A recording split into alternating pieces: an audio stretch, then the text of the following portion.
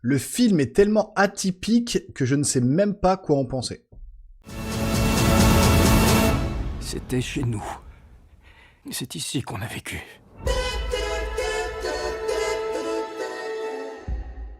Bonjour les amis, bienvenue sur la chaîne, j'espère que vous allez bien. Je suis avec ma petite tasse de café parce qu'il est 23 h au moment où je tourne cette vidéo.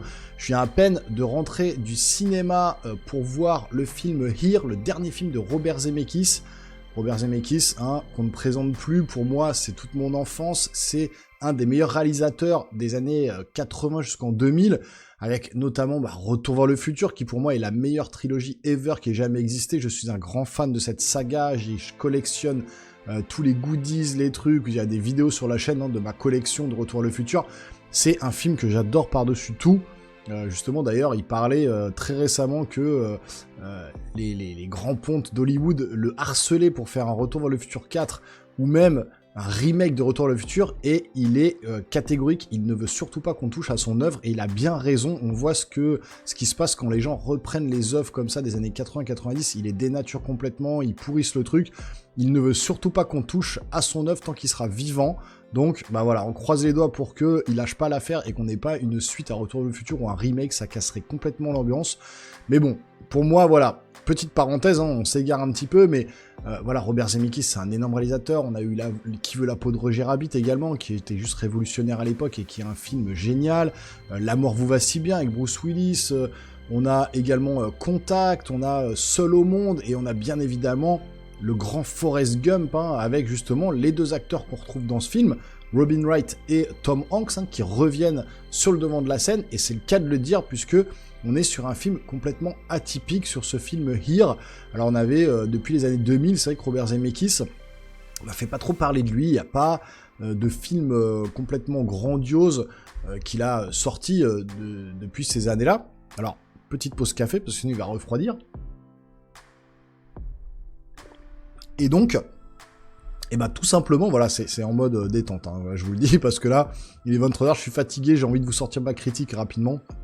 Donc voilà, on est en mode entre nous, voilà, dans votre salon, tranquille, avec moi, au petit café, voilà. Donc, du coup, il nous sort ce film Here, qui est complètement bizarre. Voilà, c'est quelque chose, j'ai du mal à vous... Je vais avoir du mal dans cette critique à vous exprimer ce que j'ai ressenti. Est-ce que vraiment j'ai aimé le film ou non? Est-ce que... je l'ai complètement détesté, il se fait assassiner par les critiques américaines. Les Américains ont détesté le film, ils n'ont pas du tout aimé, ils ont vraiment mis les notes très très basses. Moi, je reste quand même du côté de Robert Zemeckis. Je vais me dire que ouais, c'est un truc atypique de réalisateur qu'il a voulu montrer. Alors, pour vous faire un peu le topo, pour vous expliquer, alors, je crois que c'est tiré d'une BD alors, qui normalement était inadaptable de ce qui était dit. Et Robert Zemeckis a pris le pari d'essayer de le faire. Alors en fait, on va avoir une vue unique, un plan de caméra. Alors c'est simple, il a posé sa caméra à un seul endroit, il l'a pu bouger pendant 1h40 du film. Voilà. Dites-vous qu'au niveau réalisation, du coup, c'est pas compliqué. Il y a un seul plan de caméra sur un plan de vie, sur une seule pièce de la maison, le salon. Mais on va commencer d'abord au temps de la préhistoire.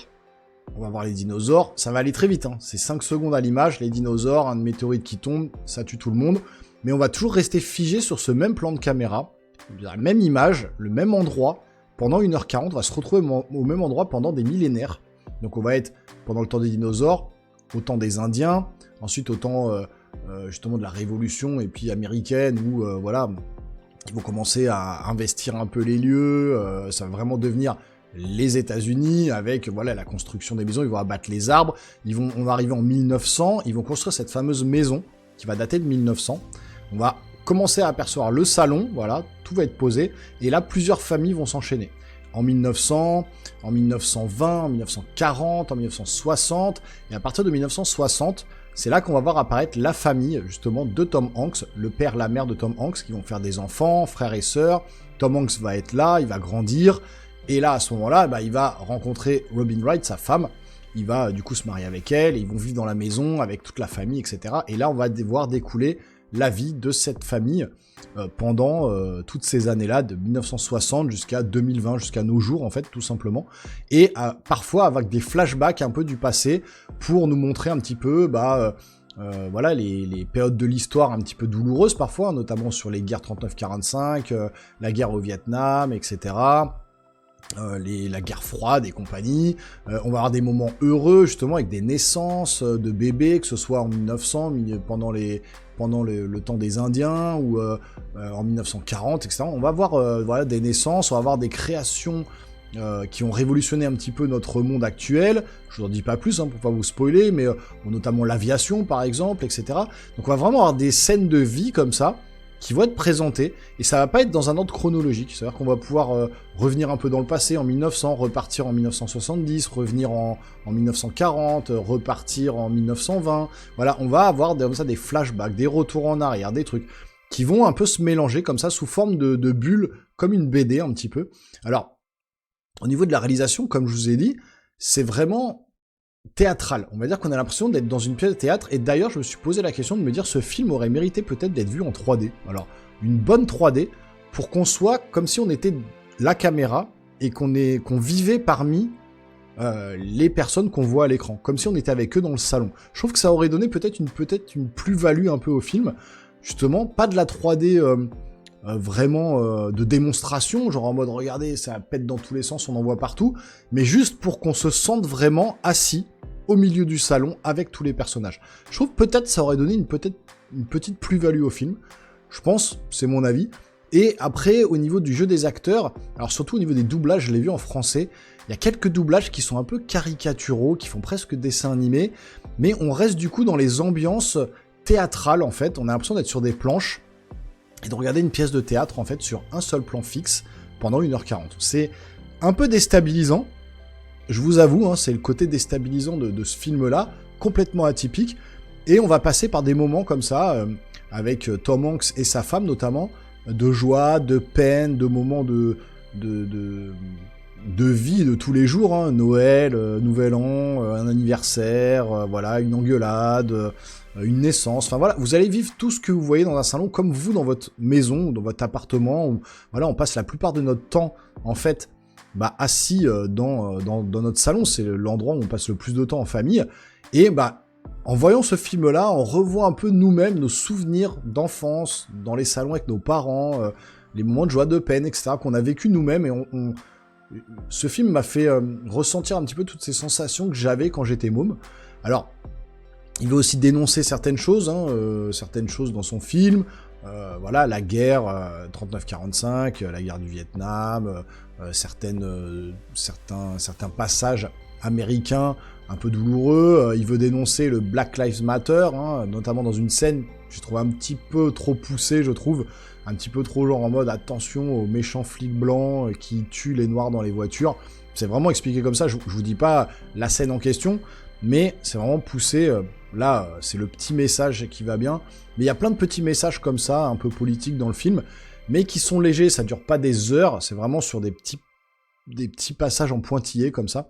La principale vision du réalisateur sur ce film-là, c'est vraiment la vie d'une famille qu'on va suivre dans ce même salon, sur plusieurs années, vraiment avec une évolution des personnages, et puis un de-aging, franchement. Alors, je pense que le budget du film, il a été passé là-dedans, puisque le deepfake, vous l'appelez comme vous voulez, le de-aging ou le deepfake, de-aging qu'on avait déjà vu dans le dernier Indiana Jones, qui était plus ou moins bien fait de temps en temps, mais on voyait quand même que ça faisait un peu le visage un petit peu plastique d'Harrison Ford. Là, pour Tom Hanks, je vous jure que c'est méga bien fait. Pour le coup, le deepfake, ils ont dû engager le mec qui a créé les deepfakes qu'on voit sur YouTube, c'est méga bien fait. Pour lui et pour Robin Wright, un petit peu moins pour l'actrice. Voilà, c'est ça peut-être un petit peu plus visible. Mais alors, concernant Tom Hanks, de ses 18 ans à ses 70 ans, c'est impressionnant. C'est ultra bien fait, vraiment. Pour vous, même des fois en gros plan, vraiment, vous l'avez en gros plan devant vous, c'est bluffant. Vraiment, moi j'ai trouvé ça bluffant. J'ai vu une ou deux critiques qui disaient ouais, ça se voit, c'est moche. Non, moi je trouve pas. Effectivement, ça se voit les fonds verts derrière quand effectivement on va être à le temps de la préhistoire ou du temps des Indiens. On voit vraiment que c'est plaqué comme un peu une BD, comme un peu, je vous dis, un théâtre. Donc ça se voit quand même beaucoup à ce moment-là, mais on voit qu'il a pas voulu faire des explosions d'effets spéciaux justement sur ces périodes passées dans le film, mais qu'il a tout concentré sur le de-aging de Tom Hanks et Robin Wright, et ça marche vraiment bien, pour le coup. Maintenant, si vous aimez les gros blockbusters qui pètent dans tous les sens et que vous allez au cinéma pour voir du spectacle, ce film ne va pas être fait pour vous, parce que vraiment, c'est une tranche de vie, un moment de vie, suspendu comme ça, dans le temps, entre plusieurs passages, avec un retour dans le passé, dans le futur, voilà, avec vraiment des moments de joie, de peine, de tristesse, d'amour, voilà, c'est vraiment des moments de vie que vous vivez au cinéma. C'est un peu bizarre, j'ai du mal à vraiment à vous expliquer et à vous dire de quoi ça parle, voilà, c'est vraiment ça, c'est ce que je vous viens de vous dire. Il y a pas d'autre mot à mettre sur ce film-là, parce que c'est complètement atypique. Voilà, c'est une expérience à vivre au cinéma. Alors, voilà, si vous êtes adepte d'expériences un peu atypiques, n'hésitez pas à aller le voir, ce film, hein, ça pourra peut-être vous marquer. Si par contre, vous êtes vraiment sur le côté film, gros blockbuster et tout ça, avec une grosse histoire, des guns, des courses de bagnole et compagnie, vous allez vous faire chier, vraiment, vous allez vous ennuyer clairement.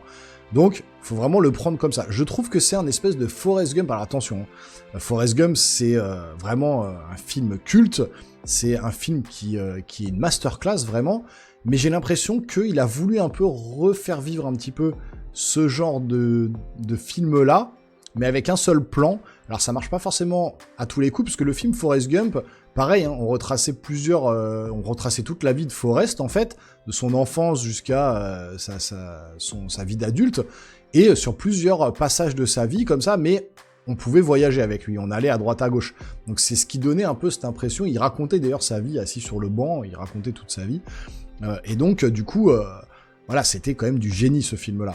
Là, on est un peu sur la même chose que du Forrest Gump, on est sur le même style de film, mais quand même en beaucoup moins bien, parce qu'on est sur un seul plan cadré, il y a pas... voilà, on voyage pas vraiment, et donc du coup, ça reste un peu en suspens comme ça, on reste un peu sur notre faim tout de même, on n'est pas complètement conquis, on ressort de la salle en se disant est-ce qu'il a pas voulu faire un peu une redite de Forrest Gump mais en vraiment moins bien, qu'est-ce qu'il a voulu nous raconter? Enfin, on se pose plein de questions, on est un peu dans l'expectatif comme ça, on se demande, on se dit bon, ouais, ok, voilà.